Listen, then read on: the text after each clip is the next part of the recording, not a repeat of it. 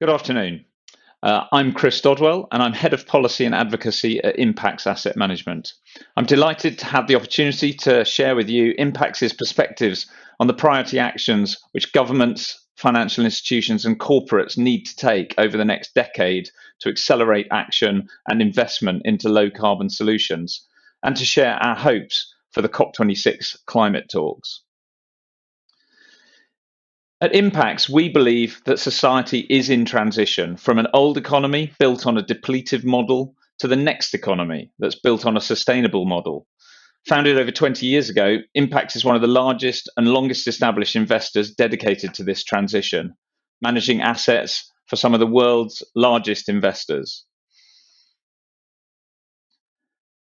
We believe that the actions that we take over the next decade will be crucial to achieving the Paris climate goals.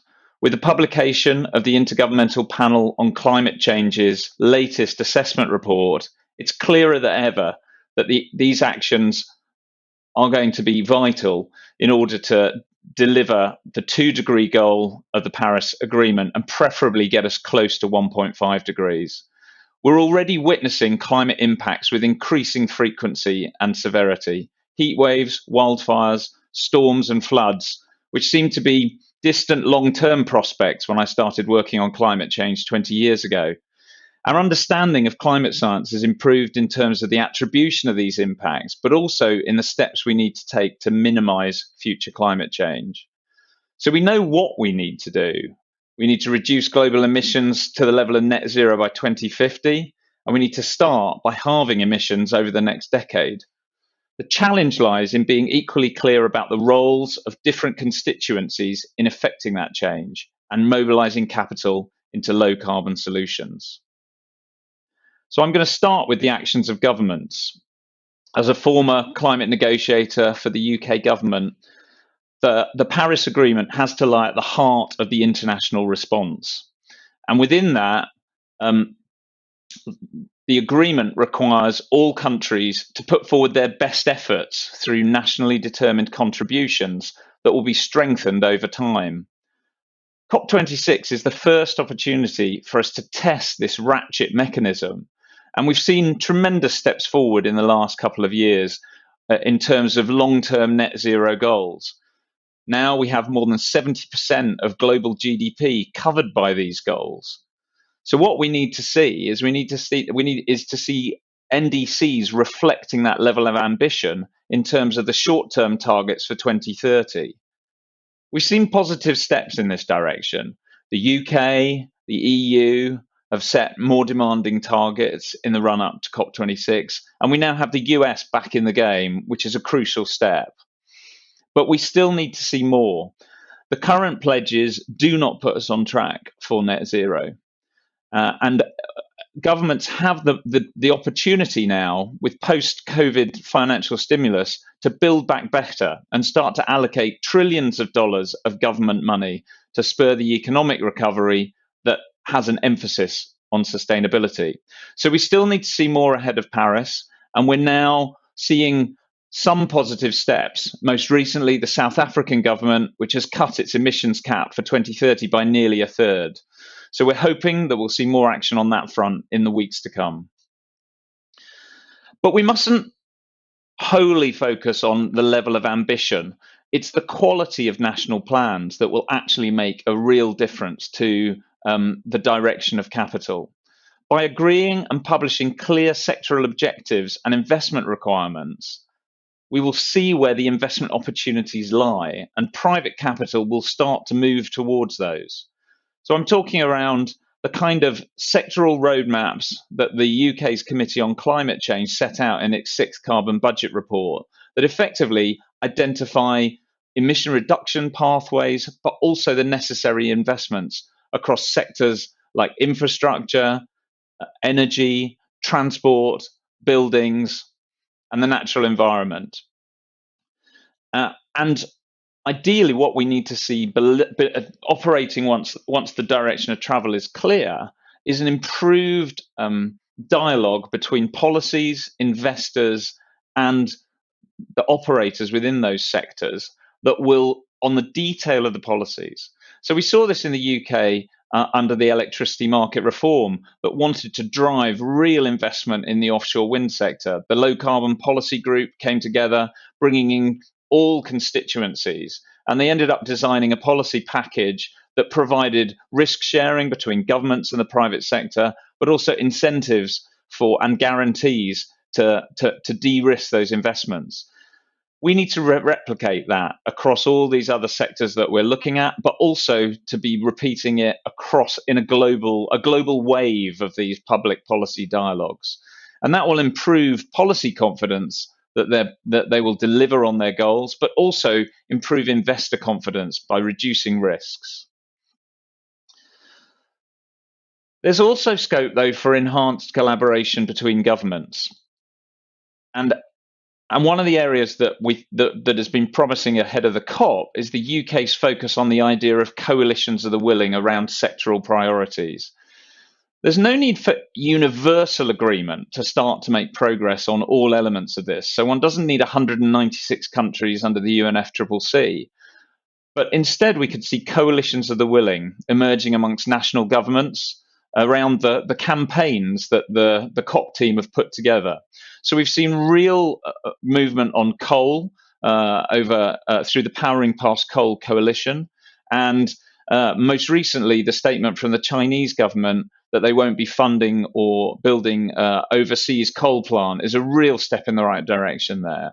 But we've also got focus on nature, the idea of deforestation-free supply chains that has been promoted through a dialogue with producer and consumer countries, championed by the COP team, and most recently the idea of action on methane. The IPCC report made it clear that actually action in this area could really buy us time for more difficult CO2 reductions. And that has been responded to by the Global Methane Pledge led by the US and the EU, which is pushing for a 30% reduction in methane levels by 2030.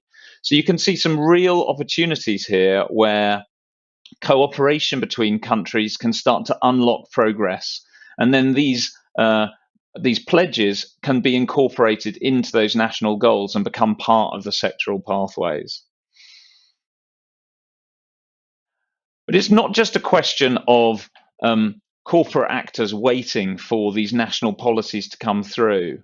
The financial sector needs to take action itself, and starting by fully integrating understanding of climate risks and opportunities. The disclosure framework put forward by the Task Force on Climate-Related Financial Disclosure is a starting point for that, and we're starting to see regulators putting that into national legislation. But we've already seen some promising signs of collaboration in the private sector. So the Climate Financial Risk Forum that is convened by the FCA and the Bank of England is a great example of where best practice is being shared and ideas around disclosure under the TCFD framework are being tested. And IMPAX is really pleased to have been part of the driving force on that. But we're also seeing areas of innovation in other aspects of climate risk. So the Coalition for Climate Resilient Investment is developing tools to improve the integration of climate impacts into infrastructure investment, for example. In terms of the remaining actions around regulation of sustainable finance, we think that the focus should be on eliminating opportunities for greenwashing, but trying to do that in a way that isn't too onerous, by focusing on core metrics rather than a plethora of nice-to-have data points. And also we need to take on the challenge of how to develop metrics to measure the flows of capital into the net zero transition. So the Committee on Climate Change has recently pointed out that we need to be scaling up capital investment in the UK from 5 billion a year to 50 billion a year by 2030.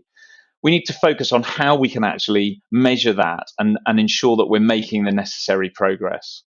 And finally, additional support has to be provided to developing countries where the investment climate is typically less attractive, to help them design policies and overcome local barriers to investment. So you've got interesting programs like the UK's Climate Finance Accelerator that focuses on concrete projects that will actually happen in developing countries, but brings together the policy and investment and project proponent communities into one forum so that you can actually see how how those barriers can be overcome in a really practical, pragmatic way. Um, and there's also been promising signs around increased levels of climate finance going to developing countries, which will help support blended finance solutions. Finally, action has to be taken in the corporate sector because actually this is where the real engine of change is going to come. We think that companies need to develop climate resilient transition plans that both address the risks and the opportunities facing their businesses. Ideally, these should be in the form of investment plans and business plans that actually identify how corporates are going to take advantage of the opportunities that comes from the transition. And then that will allow, alongside actions, to take on board the risks, allowing investors to properly price those companies and effectively to overcome the market failure that climate change presents. But corporates will also have to drive innovation into new technologies. I'm talking, for example, around hydrogen, carbon removal, and action in hard to abate sectors like cement and steel. Now, these areas of collaboration are around technologies that at the moment there is neither the demand in terms of a market, low cost cost equivalence in terms of production, or necessarily public acceptability of some of these technologies. So there's a real case for driving innovation through new models involving scientists, policymakers, and investors to ensure that we get accelerated action. So I'm pleased that IMPAX is part of the Energy Transitions Commission that's focusing on the role of hydrogen and carbon removal technologies, and is also working through the Mission Possible platform that is increasing collaboration in those hard to abate sectors.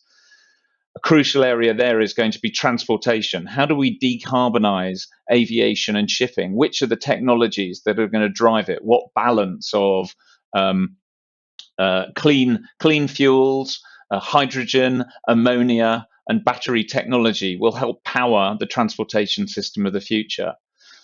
So there's a real challenge there around that innovation piece, but also a real opportunity.